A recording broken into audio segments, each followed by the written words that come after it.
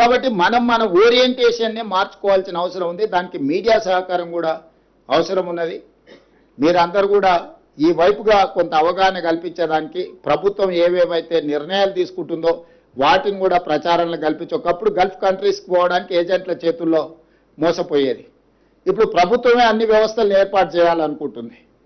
ప్రభుత్వం ఎవరైతే గల్ఫ్ వెళ్ళాలనుకుంటారో వాళ్ళ పాస్పోర్ట్ నుంచి వాళ్ళ ట్రైనింగ్ వరకు అవసరమైతే స్కిల్ యూనివర్సిటీలో వాళ్ళకి 6 నెలలు డ్రైవర్ కానీ కన్స్ట్రక్షన్ లేబర్ కానీ ఇతర ఏవేవైతే మిడిల్ ఈస్ట్ కంట్రీలో మన ఉత్తర తెలంగాణ నుంచి వెళ్ళే వాళ్ళు ఉన్నారో వాళ్ళకి శిక్షణను ఇవ్వాలని ఒక ఆలోచన చేస్తున్నాం. శిక్షణతో పాటు వాళ్ళకి పాస్పోర్ట్కి అవసరమైన సహకారం, అప్లికేషన్ ఎట్లా పెట్టుకోవాలి, పోలీసు వెరిఫికేషన్ ఎట్లా చేయించుకోవాలా, వాళ్ళకి సంబంధించిన వివరాలు ఏ విధంగా పొందుపరిచి పాస్పోర్ట్ తీసుకోవాలి, ఈ సాంకేతిక నైపుణ్యం శిక్షణ పొందిన వాళ్ళు మా దగ్గర ఉండని ఆయా దేశాలలో ఉన్న కంపెనీలకు కమ్యూనికేట్ చేసి ఆ దేశంలో ఎంత లేబర్ ఎలాంటి వాళ్ళ అవసరం ఉందో కూడా వాళ్ళ ఇండెంట్ వాళ్ళకి ఏం కావాలో తెప్పించుకొని ఆ ప్రకారం మనం ఇక్కడి నుంచి పంపిస్తే ఇక్కడి నుంచి వెళ్ళే కార్మికుడికి కనీస వేతనం వస్తుంది, ఉద్యోగ భద్రత ఉంటుంది, లైఫ్లో ఏదైనా ప్రమాదం జరిగితే ఇన్సూరెన్స్ లాంటి కవరేజ్ ఉంటాయి. ఆ కంపెనీలు వాళ్ళని ఏమైనా చేస్తే ప్రభుత్వం కూడా ఆ ప్రభుత్వంతో మాట్లాడి ఆ కార్మికునికి రక్షణ కల్పించడానికి అవకాశం ఉంటుంది. సో దీన్ని ఇన్స్టిట్యూషనలైజ్ చేయాలని మేము ఆలోచన చేస్తున్నాం. తొందరలోనే ఒక మంచి పాలసీతో ముందుకు వస్తాం. గతంలో గల్ఫ్ కార్మికులు చచ్చిపోతే శవాన్ని కూడా తెచ్చే అవకాశం లేకుండా అక్కడనే వదిలేసుకునే పరిస్థితి.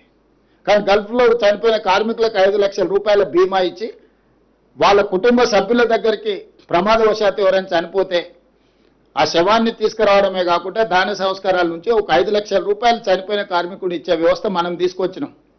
అట్లా చాలామంది కార్మిక కుటుంబాలకు ఈరోజు మనం సహాయాన్ని అందించినాం. కానీ ఆ దురదృష్టకరమైన పరిస్థితి ఎవరికి రావద్దు. ఏజెంట్ల చేతులు ఎవరు మోసపోవద్దు. గత 40-50 సంవత్సరాలుగా జగిత్యాల, కరీంనగర్, సిరిసిల్ల, కోరుట్ల ఈ ప్రాంతంలో పోయిన కార్మికులు చాలామంది ఏజెంట్ల చేతుల్లో మోసపోయిన వాళ్ళు ఉన్నారు. ఏజెంట్లు పడగలకెత్తారు, పెద్ద పెద్ద పదవులకు వచ్చారు. గల్ఫ్ ఏజెంట్లు ఏజెంట్లు బాగా పెద్ద అభివృద్ధి పదం వైపు పోయినారు, కానీ కార్మికులు మాత్రం నష్టపోతున్నారు.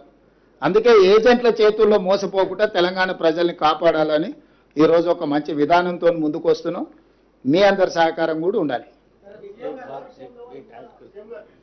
హలో, ఒక్క నిమిషం బ్రదర్. ఇప్పుడే వారు చెప్పినట్టు ముఖ్యమంత్రి గారు ఇమీడియట్లీ 1 మంత్లోనే సింగరేణి సంస్థలో 80% లోకల్ రిక్రూట్మెంట్ చేయాలని